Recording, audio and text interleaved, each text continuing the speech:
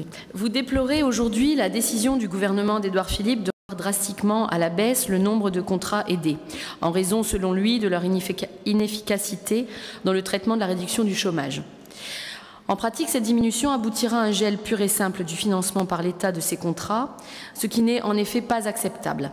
Cette orientation annoncée suscite à juste titre de nombreuses inquiétudes, particulièrement parmi les élus locaux. En effet, bon nombre de collectivités sont actuellement dans l'obligation d'avoir recours à ces contrats afin d'assurer le bon fonctionnement de leurs services. Nombre de communes seront évidemment touchées par cette décision car certaines comptent beaucoup d'emplois soumis à ces contrats, notamment dans les secteurs de la propreté urbaine ou de l'éducation nationale. Cette décision aura un impact négatif direct sur le fonctionnement de nos villes, mais aussi de nos communes rurales, mettant tout à la fois en difficulté les agents bénéficiaires de ces contrats et souvent de leurs familles, car au-delà de toute préoccupation politique, il ne faut bien sûr pas oublier la dimension humaine et sociale derrière ces emplois. Et elle mettra aussi en difficulté les usagers des services publics concernés.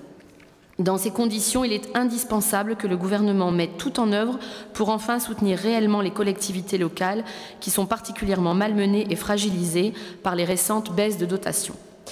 En cohérence avec les maires Front National ainsi que tous les élus Front National qui se sont élevés contre la suppression des contrats aidés, nous soutiendrons votre motion sur le fond, car sur la forme, vous ne parlez que des associations. Au contraire, nous pensons que vous devriez exiger le maintien de ces contrats là où ils sont vraiment indispensables. Aussi, nous nous permettrons de vous rappeler, Madame le maire, que vous criez au loup aujourd'hui, alors que vous avez appelé à soutenir le candidat Macron aux élections présidentielles. Vous êtes donc également responsable de cette politique antisociale. Si j'ai cette responsabilité, je le regrette profondément.